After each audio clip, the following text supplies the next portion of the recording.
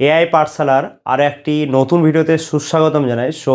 আজকের ভিডিওর আলোচনার টপিক হচ্ছে ক্লাস 11 সেকেন্ড সেমিস্টার 2026 এক্সামের জন্য বাংলা বিষয়ে কোন কোন প্রশ্নগুলো গুরুত্বপূর্ণ হতে চলেছে। তো এইটা একটা সাজেস্টিভ ভিডিও, যেখানে এমন কিছু বাছাই করা প্রশ্ন তোমাদের সামনে রাখবো যেগুলো তোমরা ফলো করলে 40-এ 40 মার্কসের পরীক্ষা দিয়ে আসতে পারবে। তো চলো শুরু করা যাক আজকের ভিডিও। প্রশ্নটি রয়েছে, তেলেনাপথ আবিষ্কার গল্পের নায়ক ও তার দুই সঙ্গীর গরুর গাড়িতে করে যাত্রার অভিনব অভিজ্ঞতার বর্ণনা দাও। এরপরে 2 নম্বর প্রশ্ন রয়েছে, তেলেনাপথ আবিষ্কার গল্পে মাছ ধরার সময় পুকুর ঘাটের ঘটনাটির বর্ণনা দাও, অথবা গল্প কথকের সঙ্গে যামিনীর প্রথম সাক্ষাতের দৃশ্যটির বর্ণনা দাও। নেক্সট কোশ্চেন রয়েছে, প্রেমেন্দ্র মিত্রের তেলেনাপথ আবিষ্কার গল্পের যামিনী অথবা যামিনীর মায়ের চরিত্রটি বিশ্লেষণ করো। এবং 4 নম্বরের প্রশ্নটা আর পড়ছি না, এটা যেহেতু চলে এসেছিলো 25-এ, এবং 5 নম্বরটাও সেই 4 নম্বর রিলেটেড একটা প্রশ্ন, এটাও দেখতে হবে না। 6 নম্বর প্রশ্নটা তোমরা দেখবে, তেলেনাপথ আবিষ্কার গল্প অনুসারে তেলেনাপথ আবিষ্কার অভিযানের বাসযাত্রার বিবরণ সম্পর্কে নিজের ভাষায় লেখো। বাসযাত্রার যে বিবরণটা সেটা লিখতে হবে, অথবা এই গল্পটির নামকরণের সার্থকতা বিচার করো। এরপরে আমরা চলে যাব নেক্সট গল্প, সেটা হচ্ছে ছুটি। তো এইখান থেকে ইম্পর্টেন্ট প্রশ্ন হচ্ছে, যেমন পৃথিবীতে এমন বালাই আর নাই, কাকে বালাই বলা হয়েছে, লেখককে অনুসরণ করে এই মনোভাবটি বিশ্লেষণ করো। অথবা ছুটি গল্পে মামা বাড়িতে গিয়ে ফটিকে যে দুরবস্থা হয়েছিল তার নিজের ভাষায় লেখো। 2 নম্বর প্রশ্ন, স্কুলে এত বড় নির্বোধ এবং অমনোযোগী বালক আর ছিল না, কার কথা বলা হয়েছে, তার সম্পর্কে এ কথা বলার কারণ কী ছিল আলোচনা করো। দেওয়ালের মধ্যে আটকা পড়িয়া কেবলই তাহার সেই গ্রামের কথা মনে পড়িত, কার কথা বলা হয়েছে, দেওয়ালের মধ্যে আটকা পড়া কথাটির তাৎপর্য কী, তার যা যা মনে পড়তো সেগুলি নিজের ভাষায় লেখো। এখন আমার ছুটি হয়েছে মা, এখন আমি বাড়ি যাচ্ছি, এখানে কে কার সম্পর্কে কথা বলেছে, বক্তার এই আকুলতার কারণগুলি কী ছিল আলোচনা করো। বিধবা এ প্রস্তাবে সহজে সম্মত হইলেন, কে কী প্রস্তাব দিয়েছিলেন এবং কখন, সেই প্রস্তাবে বাড়ির সকলের প্রতিক্রিয়া কী ছিল। তো 6-এর প্রশ্নটা এসেছে। 7-এর প্রশ্নটা দেখবে, ছুটি গল্প অবলম্বনে ফটিক অথবা ফটিকের মামি অথবা মামার চরিত্র বিশ্লেষণ করো। খুব ইম্পর্টেন্ট প্রশ্ন এটা। অথবা ছুটি গল্পের কাহিনীতে বিশ্বম্বর বাবুকে যে ভূমিকায় পাওয়া গেছে তা আলোচনা করো। অথবা 8 নম্বরে যে প্রশ্নটা দেখতে পাচ্ছ, ছুটি গল্পের সার্থকতা ছোট গল্প হিসেবে আলোচনা করো। তো এই ছিল তোমাদের গল্পের প্রশ্ন। এরপরে চলে যাবো আমরা কবিতায়। তো কবিতা থেকেও তোমাদের 5 নম্বরে একটা করতে হবে। তো প্রথমে আমি যে কবিতাটা রেখেছি সেটা হচ্ছে নুন। তো তোমাদের দুটো কবিতা থেকে দুটো প্রশ্ন আসবে, যে কোনো একটা করতে হবে। তো আমি এখানে সিলেক্ট করেছি নুন এবং ভাব সম্মেলন। এই দুটো কবিতা যদি ভালো করে যাও তাহলে তোমাদের একটা পাচ্ছই। এবং লালন শাহ ফকিরেরটাও রেখেছি। তো ভাব সম্মেলনের ফার্স্ট যে কোশ্চেনটা রয়েছে সেইটা হচ্ছে, ভাব সম্মিলন কাকে বলে, পাঠ্য ভাব সম্মিলন পদ অনুসরণে রাধা চরিত্রটি সম্পর্কে আলোচনা করে। এটা 2025-এ এসেছে, তো এটা দেখার প্রয়োজন নেই। নেক্সট কোশ্চেন, কি খবরে সখী আনন্দ ওর, বক্তা কে কাকে কথা বলেছে, তার এরূপ মন্তব্যের কারণ লেখো। অথবা রাধার আনন্দের কারণ কী ছিল। পাপ সুধাকর যত দুঃখ দেল, পাপ সুধাকর বলতে কী বোঝানো হচ্ছে, এই দুঃখ বক্তা কিভাবে পেয়েছিল। শীতের ওড়নি পিয়া গিরিশের বা, বক্তা কে কাকে উদ্দেশ্য করে এরূপ মন্তব্য করেছেন, মন্তব্যটির তাৎপর্য লেখো। পিয়ামুখ দর্শনে তত সুখ ভেল, পিয়ামুখ দর্শনে বলতে কী বোঝানো হয়েছে, বক্তার মন্তব্যটি ব্যাখ্যা করো। আঁচল ভরিয়া যদি মহানিধি পায়, বক্তা তাহলে কি করবেন, বক্তা কোন প্রসঙ্গে কথা বলেছেন। এবং লালন শাহ ফকির থেকে তোমরা প্রশ্নগুলো দেখে নিতে পারো, আমি এগিয়ে যাব পরপর, নাহলে ভিডিওটা অনেক বড় হয়ে যাবে। এবার নেক্সট কোশ্চেন দেখো, নাটক থেকেও তোমাদের 5 নম্বরের একটা করতে হবে।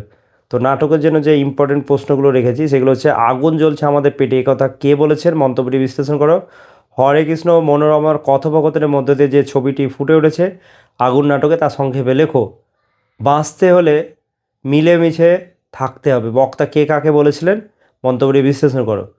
আগুন নাটকে সিভিক গার্ড ও দোকানদারের ভূমিকা কতখানি সংক্ষেপে আলোচনা করো। এটা 4 নম্বর প্রশ্নটা চলে এসেছে, এটা দেখার প্রয়োজন নেই। ওসব আইনের কথা বলবেন, আদালতে গিয়ে বক্তা কে কাকে কথা বলেছেন এবং কেন বলেছেন। লুঙ্গি টিকি পইতে টুপি সব একাকার হয়ে গেছে, বক্তাকে কোন পরিস্থিতিতে বক্তা এই মন্তব্য করেছেন। তো এটা মোস্ট ইম্পর্টেন্ট প্রশ্ন, তোমরা দেখে যাবে এই বছরের জন্য। যে রক্ষক সেই হলো গিয়ে তোমার বক্তাকে, বক্তার এই মন্তব্যটির প্রেক্ষাপট নিজের ভাষায় লেখো। এটাও খুব ইম্পর্টেন্ট প্রশ্ন। এরপরে তোমাদের জানো যে সহায়ক গ্রন্থ আছে পঞ্চতন্ত্র, সেইখান থেকে তোমাদের 5 নম্বরে 2খানা প্রশ্ন করতে হবে। তো 4টা সেইখানে প্রবন্ধ রয়েছে, তার মধ্যে 4টা থেকে 4টা আসবে, 2টো করতে হবে। তো তোমাদের জন্য খুব ইম্পর্টেন্টগুলো আমি বেছে রেখেছি। তবে এখান থেকে তোমরা 2টো যদি প্রবন্ধ ভালো করে দেখে যাও তাহলে পেরে যাবে 2টো করতে। তো এখানে বই কেনা থেকে রেখেছি আমি প্রশ্ন। দেখো, প্রথম প্রশ্ন, কাগজে বিজ্ঞাপন বেরোলো, এখানে কোন বিজ্ঞাপন বের হয়েছিল, তারপর কি ঘটনা ঘটেছিল, গল্পটা সকলেই জানেন, বক্তাকে, এখানে কোন গল্পের কথা বলা হয়েছে সংক্ষেপে লেখো। 3 নম্বর প্রশ্ন, আমার জৈনিক বন্ধু একটি গল্প বললেন, কে কাকে গল্প বলেছেন, সেই গল্পটি কী ছিল লেখো। এদের একটা শিক্ষা দিতে হবে, বক্তা কে কী শিক্ষা দিয়েছে, সিদ্ধান্ত কেন নিয়েছিলেন। আমি পরপর এরপরে প্রশ্নগুলোকে এগিয়ে যাব, এইভাবে দেখতে থাকো তোমরা। নেক্সট দেখো, 25শে বৈশাখ থেকে আমি ইম্পর্টেন্ট কয়েকটা প্রশ্ন পেয়েছি। এখান থেকে 2টো প্রশ্ন যদি করে যাও তাহলে তোমরা যে কোনো একটা পারবে। তো ব্যাপার হচ্ছে যে 25শে বৈশাখ প্রবন্ধে রবীন্দ্রনাথ ঠাকুর কোন কোন গুণের কথা বলেছেন, এই প্রশ্নটা যদি তোমরা ভালোভাবে দেখে যাও তাহলেই তোমাদের হয়ে যাবে। যে কোনো প্রশ্নের উত্তর পারবে এখান থেকে, যা আসুক, এই একটা প্রশ্ন দেখলেই তাহলে এখান থেকে তুমি পাচ্ছই। এরপর হচ্ছে বাংলা শিল্প সাহিত্য সংস্কৃতি, এখান থেকে 5 নম্বরের একটা করতে হবে। এখানে তোমাদের 3টে প্রশ্ন আসবে। তো মোস্ট ইম্পর্টেন্ট প্রশ্ন 8 নম্বরের দাগে যেটা রয়েছে, এইটা যদি করে যাও, এই 3টা প্রশ্ন, তাহলে যে কোনো একটা লিখতে পারবে। বাংলা ছড়ার বৈশিষ্ট্য আলোচনা করো, 2টো উদাহরণ দাও। বাংলা ভাষায় প্রবাদ প্রবচনের ভূমিকা লেখো, অথবা ধাঁধা কি, ধাঁধার উদাহরণ এবং বৈশিষ্ট্য লেখো। এই 3টা প্রশ্ন যদি দেখে যাও তাহলে পারবে। 25 সালে প্রবাদ প্রবচনটা এসেছিল। তো এই বছরের জন্য খুব ইম্পর্টেন্ট হচ্ছে ছড়া এবং ধাঁধা, এবং এর সঙ্গে আরও প্রশ্ন থাকবে 2টো। তার মধ্যে হচ্ছে গদ্যের বিকাশে ঈশ্বরচন্দ্র বিদ্যাসাগরের অবদান, এই বছরের জন্য খুব ইম্পর্টেন্ট। এবার কাজী নজরুল ইসলামের অবদান বাংলা গীতি কবিতায়, এবং বাংলা নাট্য সাহিত্যে রবীন্দ্রনাথ ঠাকুরের অবদান আলোচনা করো, এবং বাংলা কাব্যে রবীন্দ্রনাথ ঠাকুরের অবদান আলোচনা করো। ছোট গল্পকার হিসেবে রবীন্দ্রনাথ ঠাকুরের অবদান লেখো। তো এইগুলো ছিল প্রশ্ন। এবার প্রবন্ধ রচনা থেকে তোমাদের যেটা দেখে যেতে হবে, বিজ্ঞান ও কুসংস্কার, দৈনন্দিন জীবনে বিজ্ঞান, প্রাত্যহিক জীবনে বিজ্ঞান। তো তোমাদের বলা হয়নি, প্রবন্ধ রচনা 10 নম্বরের একটা করতে হবে, 10 নম্বর পাবে এখান থেকে। এবং এরপরে যে প্রবন্ধ রচনা হয়েছে 3 নম্বর, বিজ্ঞান আশীর্বাদ না অভিশাপ, বিজ্ঞানের ভালো মন্দ এবং বিজ্ঞানের সুফল কুফল, বাংলার ঋতু বৈচিত্র্য, বাংলায় বিজ্ঞান চর্চার প্রতিবন্ধকতা, বিশ্ব উষ্ণায়ন, পরিবেশ ও বিপন্ন মানুষ, পরিবেশ দূষণ ও তার প্রতিকার, পরিবেশ সুরক্ষায় ছাত্রছাত্রীদের ভূমিকা, দূষণ প্রতিরোধে ছাত্র সমাজের ভূমিকা। তো 7 নম্বর প্রশ্নটা বিভিন্নভাবে আসতে পারে, তো তোমরা এটা রেডি করবে।